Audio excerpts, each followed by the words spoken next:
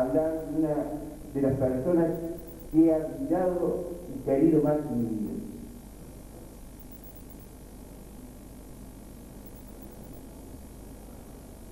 Además de todo lo que podemos recordar en materia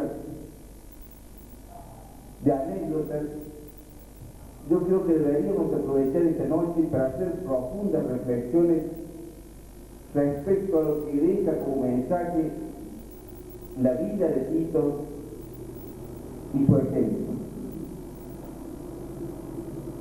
Tener memoria significa tener una virtud fundamental en política. A diferencia de lo que es la memoria en términos de la psicología individual, donde puede hasta significar un elemento corrosivo y horadante, porque uno memoriza cosas que ya no tiene, un ser que ya dejó de ser, e inclusive hasta los buenos recuerdos son ingratos, porque esos buenos recuerdos traen al presente lo que uno fue del pasado, pero trae la amargura de que uno ya no puede seguir siendo lo que alguna vez fue. Todo lo que eso en términos de la psicología individual es negativo. La memoria en términos de la psicología colectiva, de la conciencia colectiva, de la política, es fundamental para evitar de que se cometan los errores o se repitan los errores luego de haberlos cometido. Es fundamental para preservar los paradigmas, los ejemplos de quienes han sembrado con su actividad, con sus prédicas, semillas que con posterioridad se desarrollarán a partir de otras personas que se vean reflejados en esos paradigmas. Por eso, en el marco de todas estas experiencias, anécdotas que yo viví junto a Tito, llegaba a la conclusión de que había que revalorizar lo que significó la militancia para él. Para Tito, la militancia consistía una suerte de gesto altruista de rendimiento del individual para abrazar con amor una causa. La militancia significaba, por sobre todas las cosas, un instrumento para encarar la lucha, para encarar la resistencia, sin doblegarse jamás. Debemos rescatar el ejemplo vivo de Tito y debemos decir con todo el énfasis necesario que la militancia no ha perdido, aunque muchos crean que eso ha sucedido, como la forma más genuina y más pura de hacer política.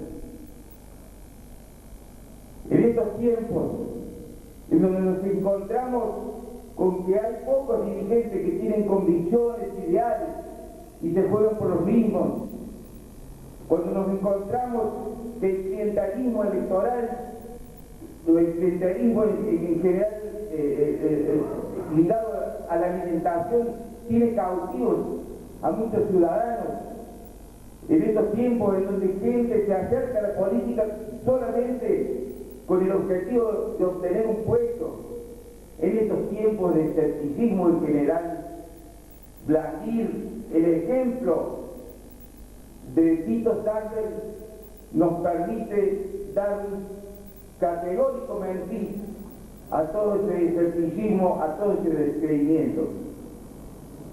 Y para los que dicen que estamos viviendo una situación distinta, en donde los políticos, la política y los partidos políticos están deslegitimados y no podemos mantener una interlocución con los ciudadanos, yo les cuento que cuando empecé a militar junto a Sanders en el año 73, la política y el radicalismo no tenían una salud distinta a la que exhiben hoy.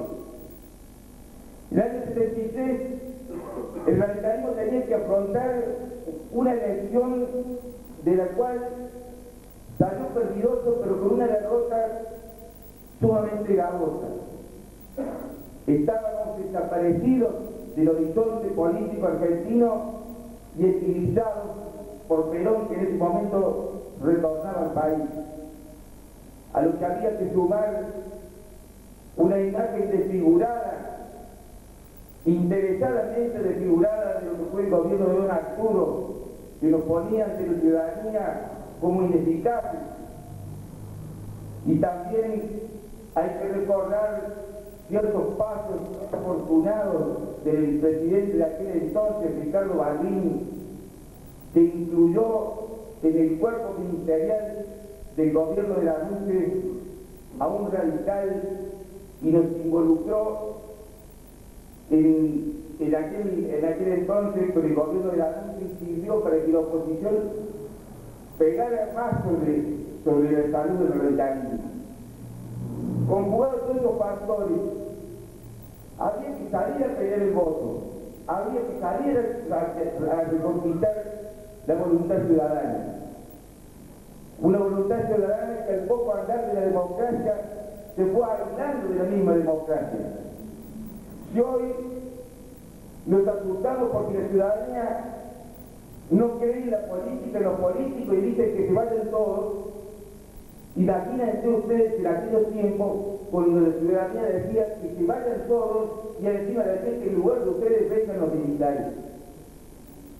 En estas circunstancias de luchas internas del peronismo, recordaba un concepto de Faría del pan-peronismo. Bueno, en aquel entonces había un pan-peronismo, todo era peronismo.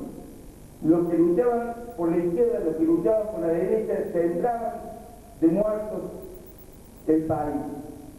En este contexto de descreimiento, en donde la ciudadanía empezó a pedir que se vaya el gobierno democrático de Isabel, gente honesta, gente que simplemente vivenciaba una situación que no tenía lógica, que no tenía explicación. Pero en todo este marco de dificultades, Sanders dejó testimonio muy grande de cómo se debe levantar un partido. Por supuesto, generando el debate ante la gente, aprovechando el cargo que ostentaba del presidente del Comité de la Capital. Tuvo confrontaciones muy serias con García Reyes, jefe de policía, y a Blatter del siniestro La Cabaña. Con posterioridad se abocó a reconstruir el partido con el golpe, cuando todos creíamos que la política había desaparecido. Porque así como con el menemismo se empezó a diluir lo que eran las instituciones para jerarquizar el individualismo. Bueno, en el tiempo de Martínez II sucedió lo mismo. Y así con el menemismo, como en el menemismo entraban las mercancías y fundían la industria nacional, con Martínez II también sucedía lo mismo. Y la sociedad estaba tan idiotizada como estuvo idiotizada con el menemismo. Y reconstruir el radicalismo durante los años de la dictadura fue una tarea que pocos acometieron. Y nadie como Sanders. Salíamos sábado por la tarde, domingo por la mañana, porque Sanders no era un chico rico que vivía de renta, ni tenía un patrimonio como para hacer política por hobby. No, tenía que levantarse a las 5 de la mañana, ir al ferrocarril, trabajar, vivir de ese salario, y los fines de semana se abocaba a visitar afiliados por afiliados. Se podía, por supuesto. Yo tuve la suerte de acompañarlo a muchos domicilios, con un sabatín, en algunos casos, con facturas, los domingos de la mañana, íbamos a las casas, hablábamos de fútbol, hablábamos de la familia, y por ahí soltábamos los temas políticos, porque no había mucho de qué hablar tampoco. Y por ahí algunos salían defendiendo el gobierno militar, de una vuelta de qué estamos haciendo con estos perejiles. Y con un gesto indulgente siempre me decía, te equivocas, Carlito, esta gente son grandes ahorita, están confundidos.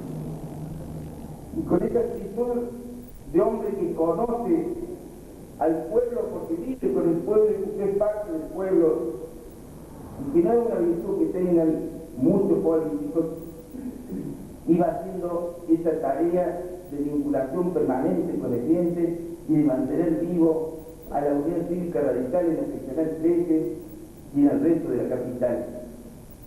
Si lo hiciéramos hablar allá a Nacusi, nos contaría la cantidad de anécdotas de los peregrinajes por las distintas seccionales, cuando íbamos a jugar al fútbol, al Club Peñarol, y hacíamos reuniones en el medio de los partidos. Esta era la actitud de una persona que sentía que la democracia se construye desde abajo, con la militancia, con el esfuerzo. Pero para hacer esto en esos tiempos había que tener convicción. Y Sanders la tenía muy internalizada. En lo personal, militaba en la universidad. Un poco porque lo de la seccional no daba tampoco para demasiado. Eso estaba cerrado. Una vez nos quisimos reunir, rápido fue Polinari, le acusó a Angeló vino dio orden de que no se estaban entrando nadie más a esta casa, y mira, creo que el hijo de Campos, no había mucha actividad, ni siquiera permitida por la presidencia del partido en ese entonces. Y la militancia universitaria era un poco hacer catarsis. Pero también en la universidad tenemos problemas. Ya señalé uno, el de confrontación con García Rey. No fue por cualquier cosa. García Rey dijo que Franja Morada era una organización subversiva. Sanders le respondió que si la Franja Morada era una organización subversiva, si lo consideraran a él subversivo. Eso, en esos tiempos, ahora parece una cuestión así casi folclórica, el truco tiene un retruco, pero en ese entonces significaba un balazo en la cabeza. En el año 77 había que reunificar la Federación Universitaria Argentina. Acá hay gente que estuvo en esa ocasión, allá lo veo caer, por ahí lo veo a miradito. Y no se podía hacer el Rosario porque estaban peleados con los de Buenos Aires, y la Plata quedaba lejos, no decidieron hacerlo en Córdoba. Nosotros dijimos que sí. Empezaron a fluir todos los delegados al Congreso. ¿Y dónde, cuándo lo hacemos? ¿Cuál es el domicilio? Vamos al señor bloqueo, donde va a haber gente socialista, comunista, o de distintos partidos que formaban parte de la Federación Universitaria Argentina.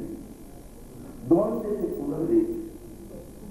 En el domicilio de Marta Millar y de Sanders.